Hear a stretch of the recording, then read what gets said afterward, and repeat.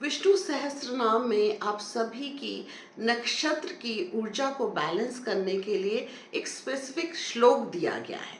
यानी आप सभी के लिए एक पर्सनल श्लोक है यहाँ विष्णु सहस्त्रनाम में।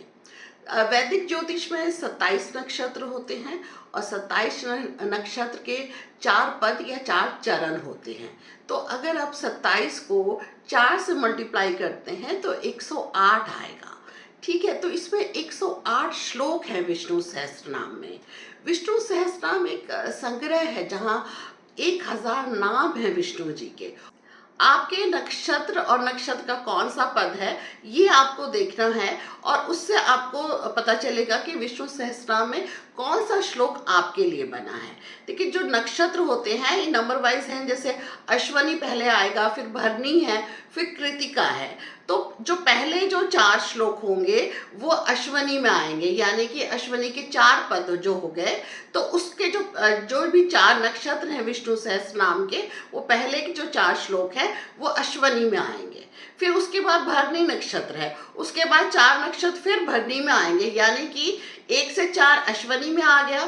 फिर 5 से लेकर 8 तक का जो श्लोक है वो फिर भरणी में आएगा। ओके, तो इस तरीके से पहले हम अश्वनी के 4 नक्षत्र, फिर भरणी के 4 नक्षत्र, फिर कृतिका के 4 नक्षत्र, इस तरीके से 4-4 नक्षत्रों में बटे हुए हैं ये 108 श्लोक। तो आपको जानना है कि आपके लिए आपका कौन सा नक्षत्र कौन सा है आपका, यानी कि चंद्रमा की जो राशि है वो कौन से नक्षत्र में है और कौन से पद में है, तो आपको पता चलेगा कि आपके लिए कौन सा श्लोक है। ठीक है, और अगर मान लीजिए कि आपको नहीं समझ में आ रहा है कि आपके लिए कौन सा श्लोक बना है, तो आप चाहें तो आप मुझे कमेंट बॉक्स में अपना नक्षत्र लिख सकते हैं और कौन से पद में है वो लिख सकते हैं। तो मैं आपको बता दूंगी कि आपके लिए कौन सा श्लोक है।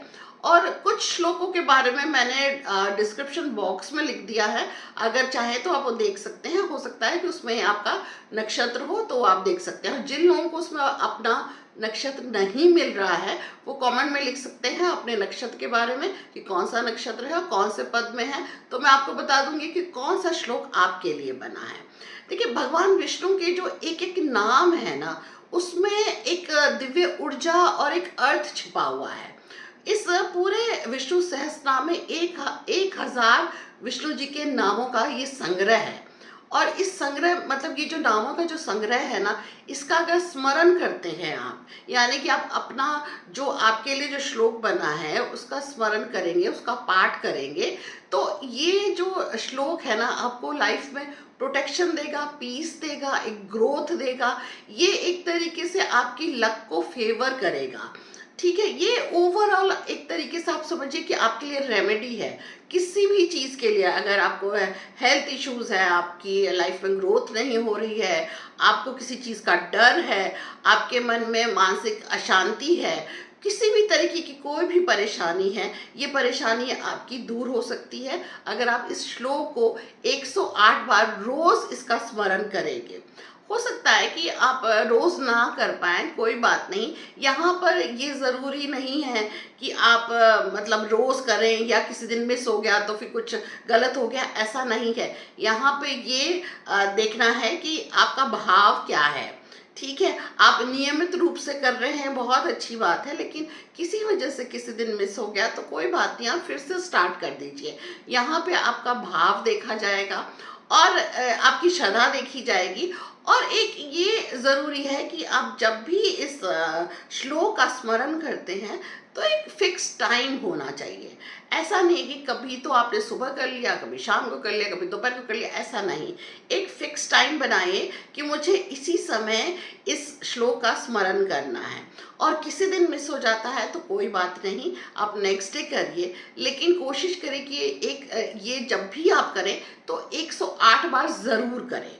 ठीक है, 108 मतलब संख्या जो है 108 बार होनी ही चाहिए।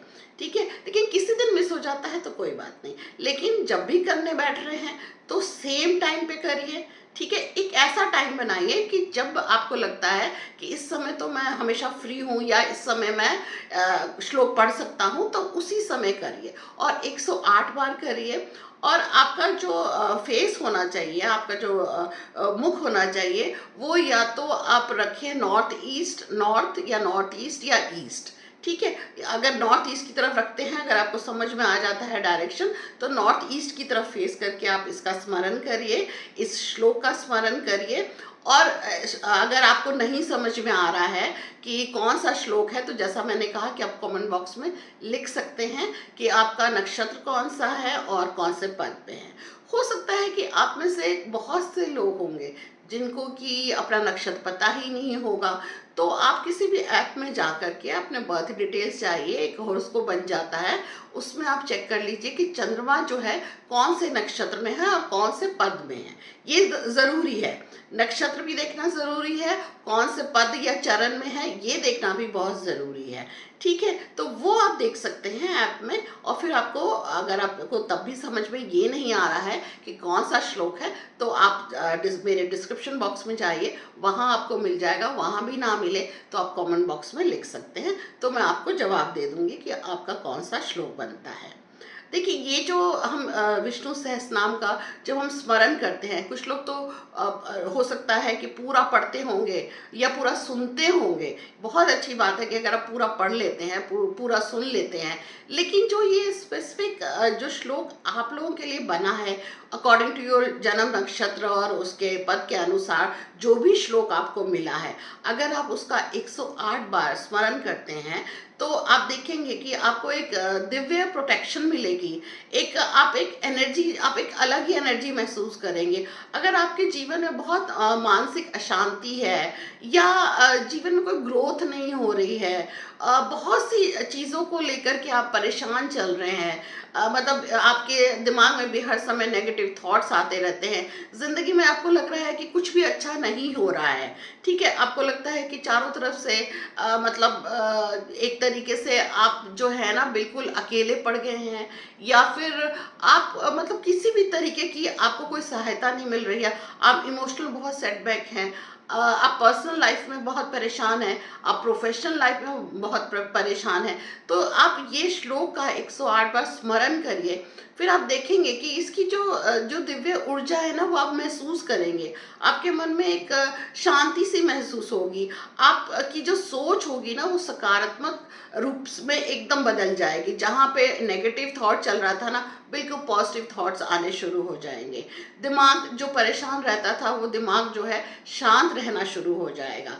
और जब दिमाग शांत रहता है, जहाँ पर पॉजिटिव थॉट्स आने शुरू होते हैं, नेगेटिव चीज़ें बिल्कुल दूर चली जाती हैं, और आपकी जो ऊर्जा है, जो आपकी जो एनर्जी है, उसमें जब बदलाव आता है ना, तो आप देखेंगे कि आपके जीवन में जो बदलाव आएगा, आपके जीवन में जब बदलाव आएगा ना, तो आप ये भी महसूस करेंगे कि आपका जो लक है ना, वो आपके फेवर में चलना शुरू हो गया है, चीज़ें सब ठीक चलनी शुरू हो गई हैं। ठीक है, क्यों? क्योंकि नेगेटिव चीज़ें तो दूर हट रही हैं आपसे। जब हम किसी भी दिव्य एक तरीके से श्लोक का पाठ करते हैं, या किसी तरीके का कोई मंत्र का पाठ करते हैं, भगवान के नामों का जाप करते हैं, तो हमेशा याद रखिए कि आपके आसपास की जो ऊर्जा है ना, वो बदलनी शुरू हो जाती है। उस ऊर्जा में ना एक अलग ही शक्ति होती है। ये हो सकता है कई बार आप खुद महसूस ना करें, लेकिन दूसरे लोग महसूस कर सकते हैं कि आपकी जो ऊर्जा है ना, वो बहुत पॉजिटिव उनको नज़र आएगी, और आपके जीवन में धीरे धीरे बदलाव आने शुरू हो जाएंगे। विष्णु सहस्रनाम विष्णु जी के 1000 नामों का संग्रह नहीं है, ये उनके स्वरूपों, गुणों और शक्तियों का स्मरण है। कई बार आप अपने जीवन के उस दौर से गुजरते हैं जहाँ पे आपको समझ में नहीं आता कि क्या करें। ऐसे वक्त में ना आप बाहर ढूंढ रहे होते हैं, आप कुछ आपके मन में जो प्रश्न होते हैं उसका उत्तर आप बाहर ढूंढ रहे होते हैं, लेकिन उसका उत्तर आपके अंदर ही है। और इसका स्मरण, विष्णु सहस्रनाम के श्लोकों का जो स्मरण है, ये आपके आध्यात्मिक साधना को बढ़ाता है, और ये आपको वापस आपके अंदर लौटने को कहता है। ये आपको समझाता है कि आपका जो भी उत्तर है, आपके प्रश्न की जो भी आपके मन में प्रश्न है, उसका उत्तर आपके अंदर ही है। वो आपको धीरे धीरे समझ में आने लगती हैं ये चीज़ें। ये हमें याद दिलाता है कि जीवन में जो परिस्थितियां हैं ना, हमेशा हमारे अनुसार नहीं चलती हैं। लेकिन फिर भी हमें अपने मन की स्थिति को और अपने कर्मों को बेहतर बनाने का हमेशा प्रयास करना चाहिए। क्योंकि हो सकता है कि जीवन में कुछ सिचुएशन ऐसी आए, कुछ परिस्थितियां ऐसी हों जिस पे हमारा काबू नहीं होता है। वहाँ पे आपको सिर्फ एक ही रास्ता नज़र आएगा और वो है ईश्वर का स्मरण। तो अगर आप इस श्लोक का स्मरण करने की आदत डालें अपनी दिनचर्या में, तो आप देखेंगे कि आपके जीवन में किस तरीके का बदलाव आना शुरू हो जाता है। यहाँ पे एक चीज़ मैं आपको बताना चाहूँगी कि जब भी आप श्लोकों का स्मरण करते हैं, पाठ करते हैं, तो एक चीज़ हमेशा याद रखिएगा कि जो उच्चारण है ना वो बिल्कुल सही होना चाहिए। ऐसा नहीं हो कि आप कोई शब्द को गलत पढ़ रहे हो। ठीक है, अगर आपको नहीं आ रहा है, संस्कृत पढ़ना नहीं आ रहा है, तो आप किसी यूट्यूब में देख सकते हैं जहाँ पे बहुत से ऐसे चैनल हैं जहाँ पे विष्णु सहस्त्रनाम का पाठ दिया गया है। तो आप सुन लीजिए, तो आपको एक एक शब्द सही पता होना चाहिए। यानी शब्दों का जो उच्चारण आप करते हैं वो हमेशा सही होना चाहिए। कमेंट में ओम नमो भगवते वासुदेवाय ज़रूर लिखिए और जीवन में आपके भगवान विष्णु की कृपा हमेशा बनी रहे। जय श्री हरि, जय श्री विष्णु।